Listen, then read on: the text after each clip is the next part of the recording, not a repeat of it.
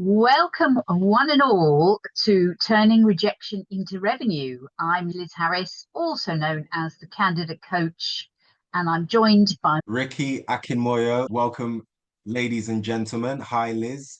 I'm super excited today to speak to you about the topic at hand.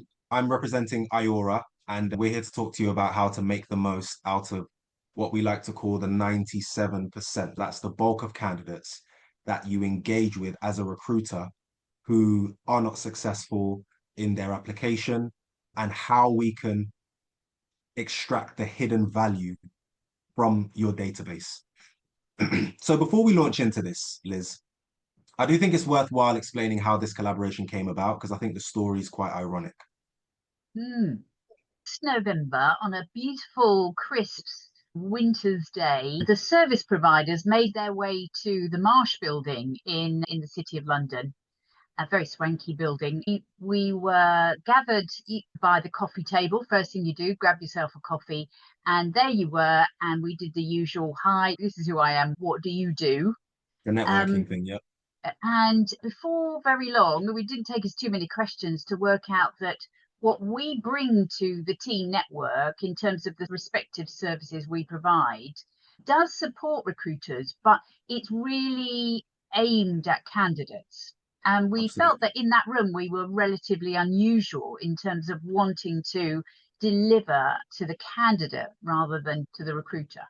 Right. And weirdly enough, when we sat down and began listening to Jason, his theme of the day was collaboration. So we were like, how clever are we? Because we've already done Exactly. We were ahead of the eight ball that day. I just think it's really interesting how things sort of align. It's almost like right place, right times. Yeah, but I think let's get into the thick of things because this is an exciting topic today. Okay, so these 97% that you talk about, I've conjured up this Hollywood movie that's taken eons to shoot, and then there's clippings on the cutting room floor. And that's the equivalent in terms of recruitment. This Yeah. make or break moment where they either make it through to the shortlist or they don't. You're on the tech side, you know all about CRMs. So are most recruitment databases full of rejected candidates that no one ever speaks to again? And from an AI and data perspective, how much revenue do you think might be sitting there untapped and unused? So it's an interesting question. The first thing I would say is I think most recruiters will agree that no doubt the bulk of the people in your database is going to be unsuccessful candidates, candidates that did not make it through to onboarding. You might even get people who are applying and they really have no business applying. They might have just clicked quick apply to a bunch of different roles, regardless of whether or not they had the qualifications or the relevant experience. And so the bulk of the candidates that are sitting on most recruiters' database is people that they're not actually getting revenue from.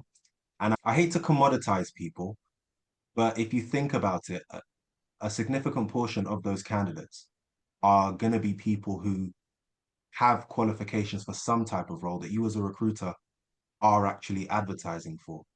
So there is revenue there. You might not have been able to access that based on the job they applied for. So the question is really about what we can do to ensure that when those candidates who are of good quality are then looking for work, you are the person that they go through. Because I was having this conversation with Simon, and I don't know how many times recruiters will recount the experience of having a candidate that's on a database. You've got a role, and the candidates match, but they haven't applied for that role through you. You're looking to fill that role, and then it turns out that the role has been filled with a candidate that you had on your database, and you were just a little slow on the draw in terms of connecting the dots. And so, what we're talking about today is how to create a system using what you bring to the table and what we bring to the table to ensure that we can limit those instances and we can be the one that first pop into mind for those candidates and we can identify those high quality candidates before they get the job with some other agency. So there's a lot of untapped revenue to answer your question more directly, but it's very hard to put a price tag on it because it's almost immeasurable. Yeah.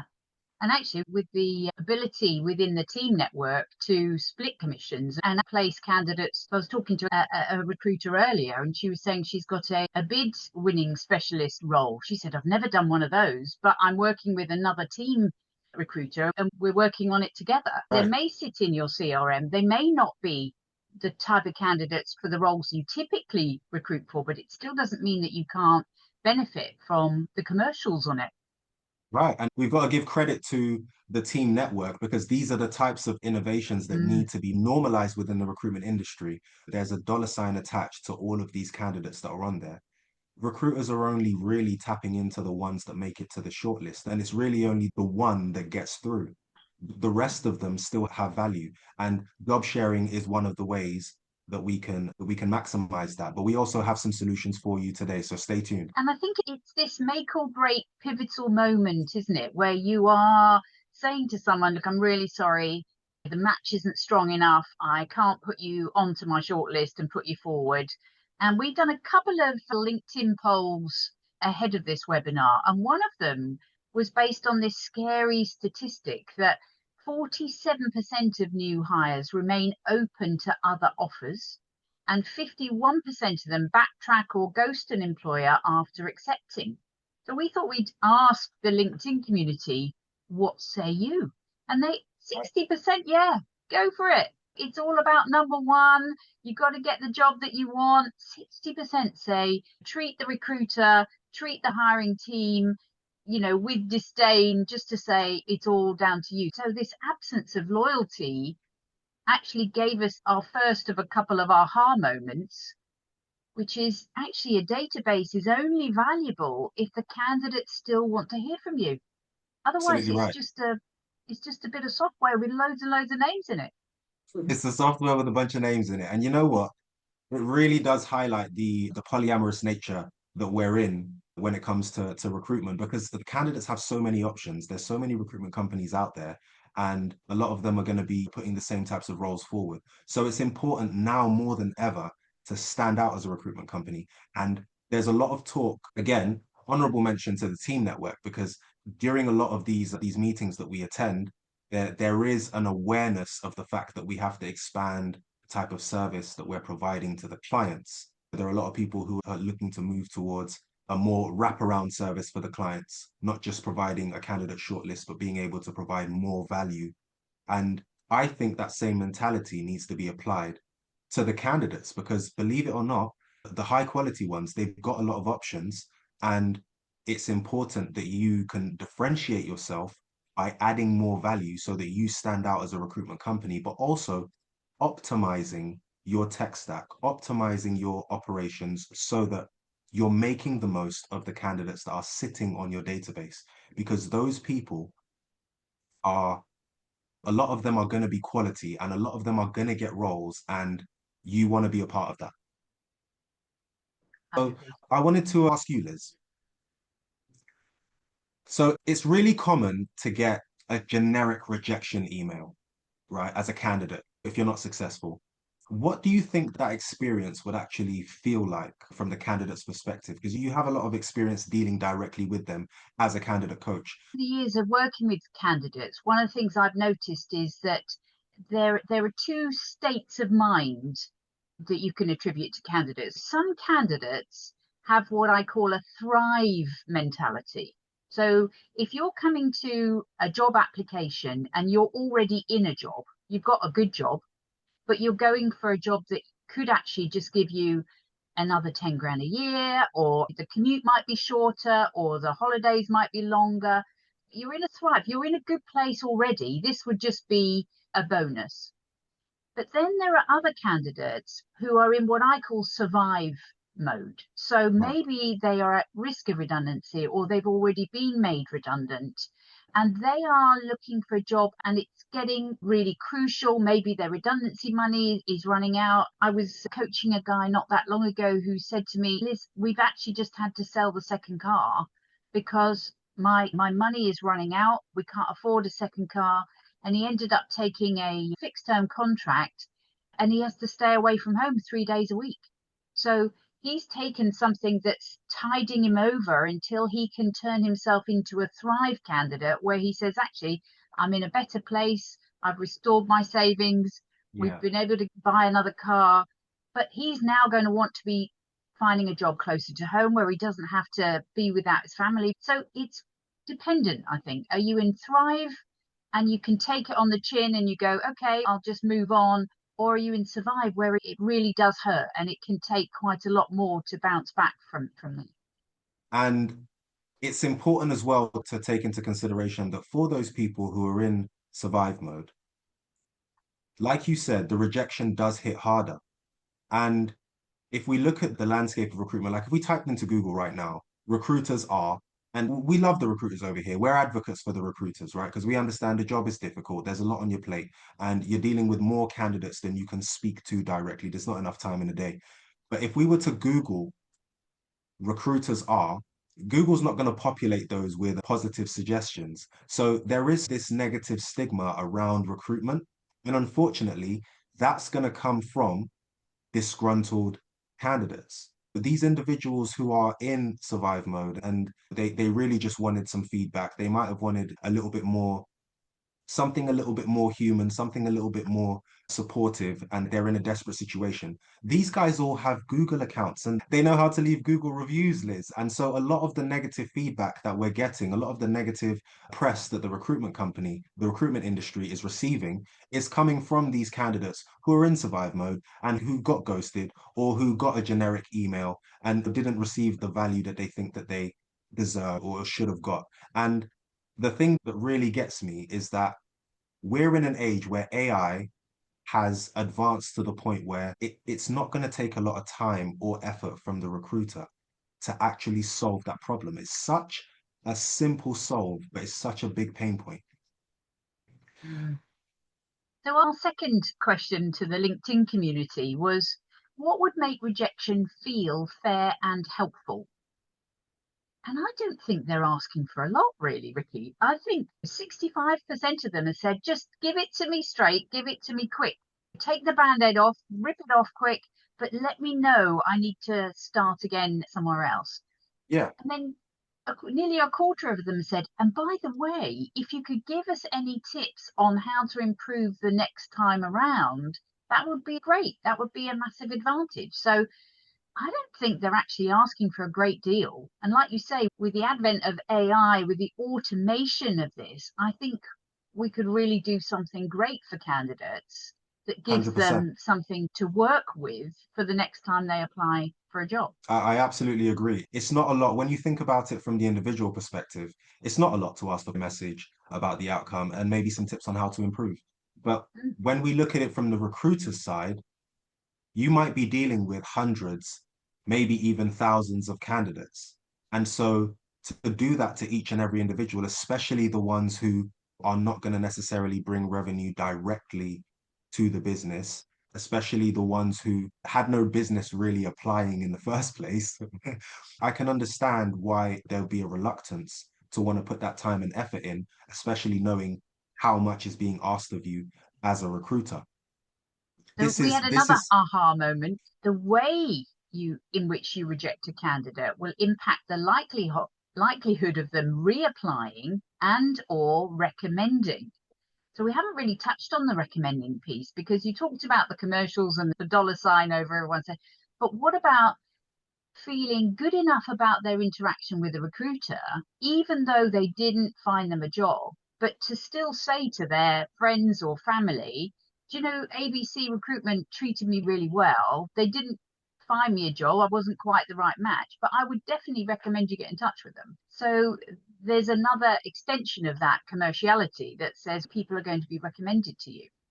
absolutely. Every once in a while, I will come across a director or a recruitment manager who has built themselves a reputation where a significant portion of the candidates that come through are from referrals.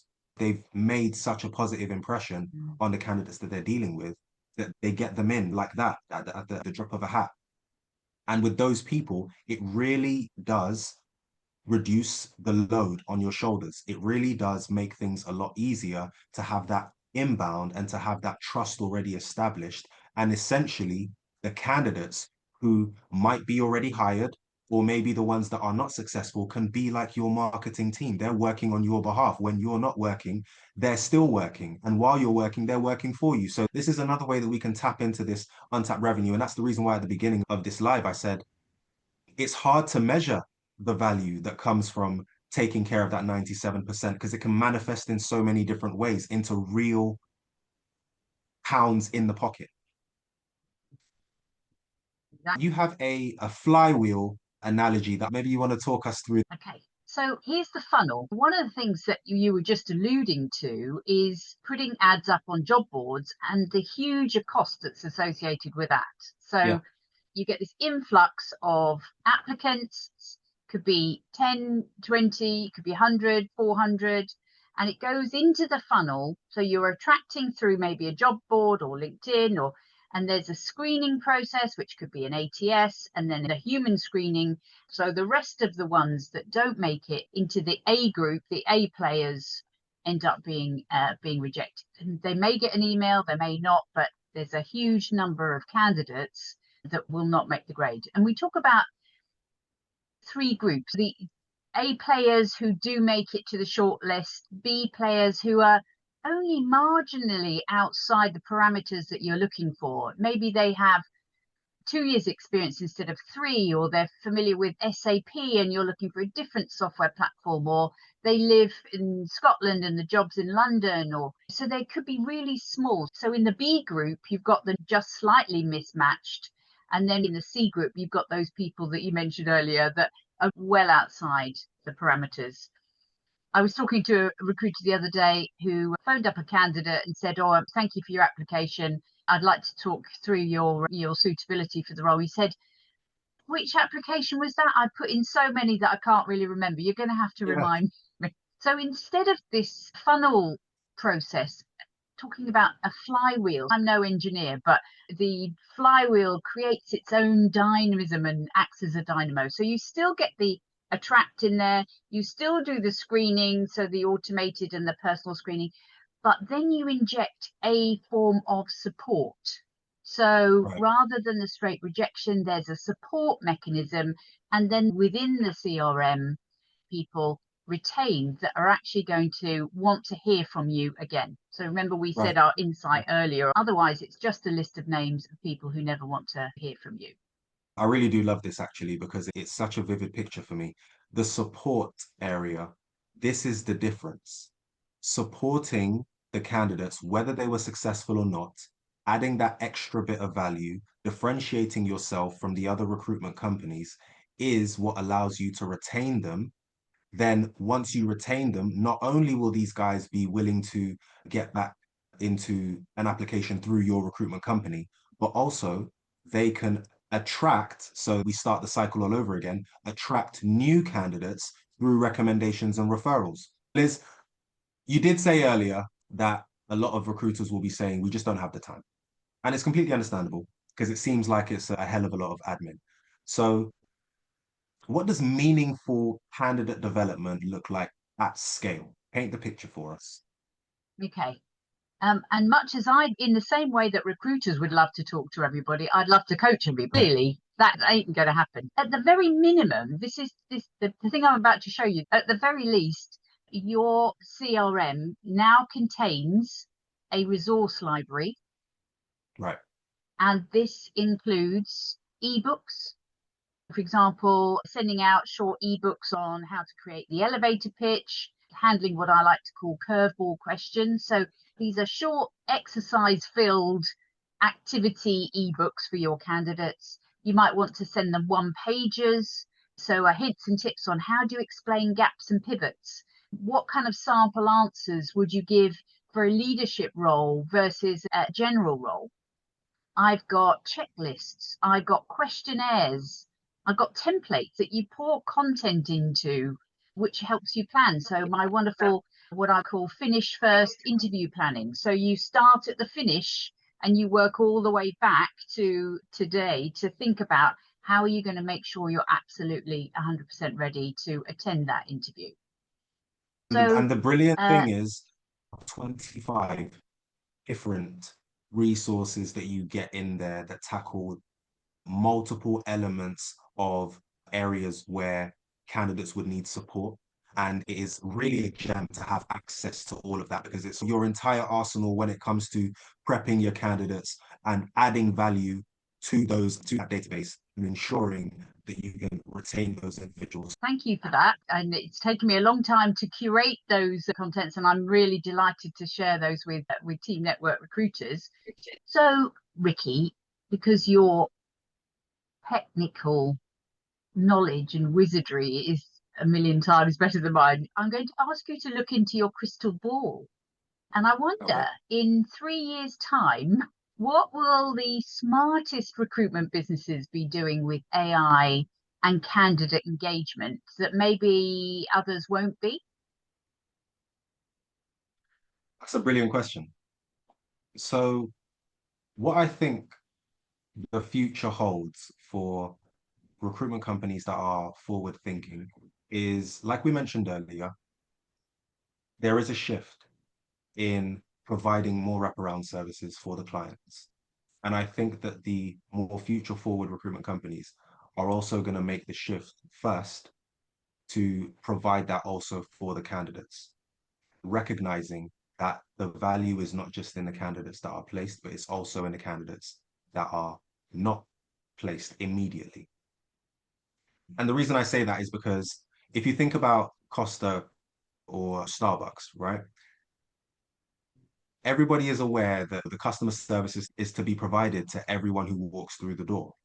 If imagine if Costa had a policy where they only provided great customer service and support and care to the people who are at the till paying for their pumpkin spice latte. You know, it would very quickly go downhill for them because there are some individuals that might walk in there and the first thing they do is put their laptop down and jump on a meeting. But 5 minutes later, 20 minutes later, they might go to the till, order some food, order themselves a drink.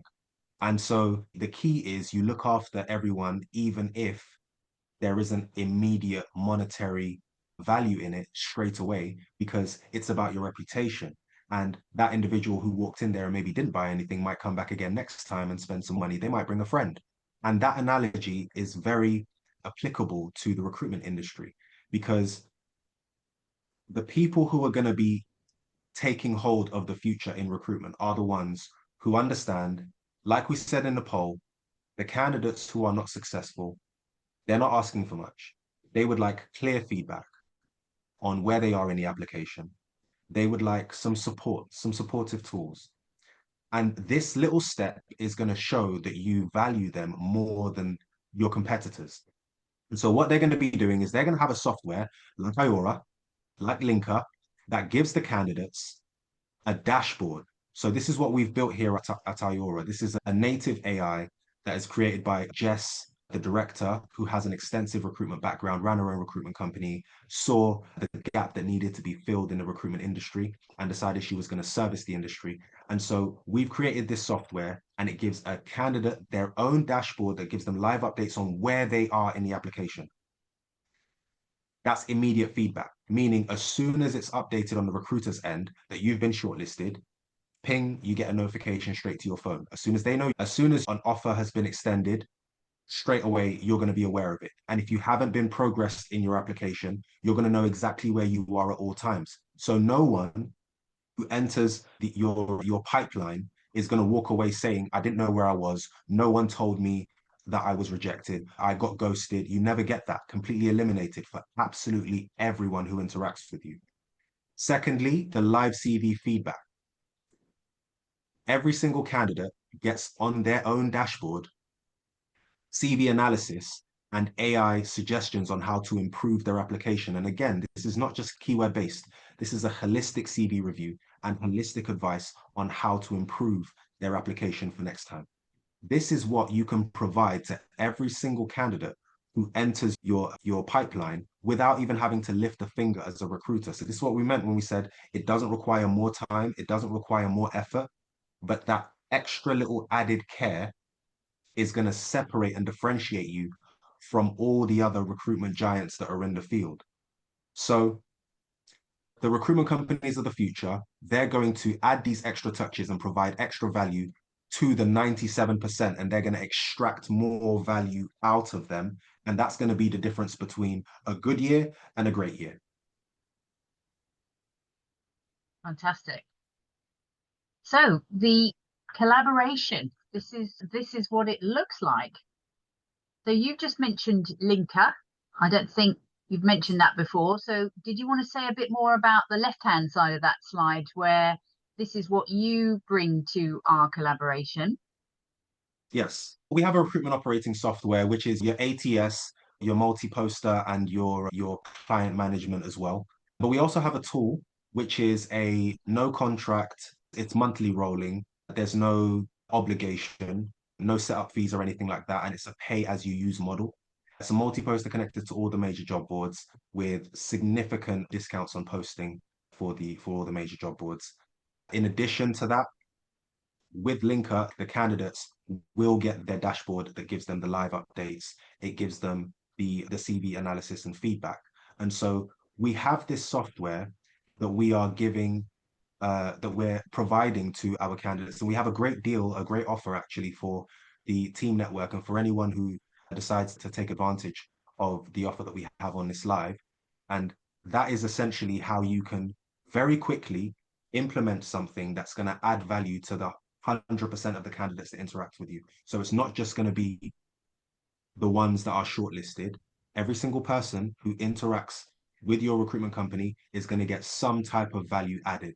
And with our partnership with you, Liz, let us know what we can actually automate into the process as well, because you've got some gems for us too. I think I mentioned earlier that although I'd love to coach everybody one-to-one, that ain't going to happen. So I've cloned myself into a self-paced coaching program. This is a 5-step model. It's called the 5 Ways to Wow at Interview. And it allows people at their own pace, at their own convenience, to teach themselves how to prepare really well and how to coach themselves using the online training program. But one-to-one coaching is also available to the team network recruiters. I really like the way that you make the distinction between the prepping and the coaching, just to Ah, outline the difference and the importance. in fact, I posted about this the other week in a short video. And recruiters, maybe again, they're shouting at the screen, we do prep them, Liz, we do prep our candidates. And they absolutely do. And I really respect the fact that they do that. The one-to-one coaching that I do is more of a rehearsal. It's more of a run through. Let's use the driving test as an analogy. You've got your driving test coming up. You're absolutely up for it, but you're also quite nervous. It's the difference between reading the highway code again, which is the information, and actually going out in a dual control car with a qualified instructor who is going to help you around the exact route that you're going to be driving during your driving test. And it's not like going out with your best mate who's going to say, oh, don't worry about stalling. I'm sure it won't happen on the day. Or I don't worry about the fact that you pulled out. I'm sure you'll be fine. They are simulated interviews. They're pretty rigorous. A lot of people say that the interview they had with me is worse than the one that they have with their real hiring team. Yeah. And I know I've done a great job then because I don't want them to think it's going to be easy because it isn't easy. And I help people perform under pressure and really deliver at their best. So we've got the resources, we've got the self-paced coaching, and we've got the one-to-one coaching as well. And it's brilliant that you cover all of those bases. So there's, if I'm right in saying this, you have tools that the recruiters can access to assist them with their prepping of the candidates. You also have you have resources for candidates that want to take their learning into their own hands. And you Mm-hmm. also have the coaching for those who want to take it to the next level. And all of this reflects back on you as a recruiter. So you want to maximize that. You want to make the most of it. And if you're doing a good job, absolutely fantastic. But improvements never hurt anybody. So I do think that it's worthwhile for you to take advantage, especially seeing as there are some really juicy offers coming up. Liz, if someone today watching and they're like, all right, we've heard it, we get it, we want to actually see what this looks like in practice. We want to unlock some of the value from our rejected candidates. Let's try and turn some of this database into revenue. What is the first step? Okay. I think we've got two steps really. We've got an opportunity to have a conversation with either or both of us. On the right hand side, that scan me will take you to my calendar, where I would be delighted to offer you a free candidate coaching session. So I've cleared my diary for the next few weeks. And if you've got somebody going to interview in the next couple of weeks and you want to give them that opportunity for even better interview readiness, then please feel free to reach out and get a session booked into my calendar. But we want to also offer you something from the resource library. So developing your resilience is an ebook that contains 4 activities for people who have been rejected and maybe they're feeling dejected as well. So these are 4 really great activities and exercises that they can go through that can really re-energize them and get their mind into a much better place for future interviews. So your Right. QR code on the left-hand side of the slide, Ricky, where does that Yes. lead people? This will take you to being able to book a 15-minute call with myself. So what we're offering at the moment is a 3-day free linker trial with AIAURA. So linker is a tool that doesn't require you to change your ATS, to change your CRM. It is a multi-poster and CV analysis tool designed to save you time, get you access to a bunch of candidates when you're in the thick of it and you need access to to all of the job boards, or you've got to get those candidates in very quickly. We're going to give you 3 days to trial the software, have a play around with it, see what we mean when we say the way that this thing is going to rank your candidates is really going to save you time looking through the CVs and experience what it is like to have candidates who already know where they are in the process without having to hassle you, call you over and over again on the phone, send you email after email. You're trying to get in touch with them, you miss them, they miss you, all of that out the window. They know where they are immediately and they get live CV feedback straight away, holistic, comprehensive feedback that will give them immediate value.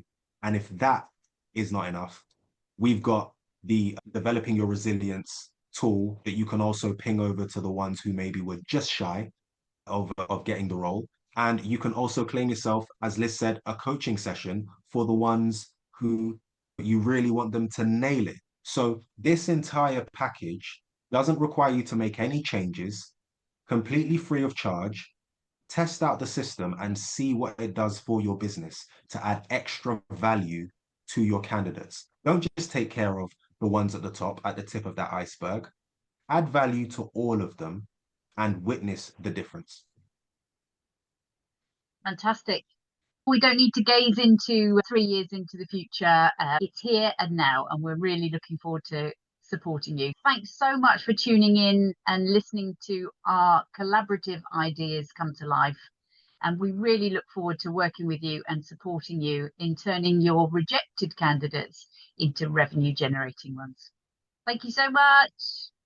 Thank you. You take care. Scan those codes.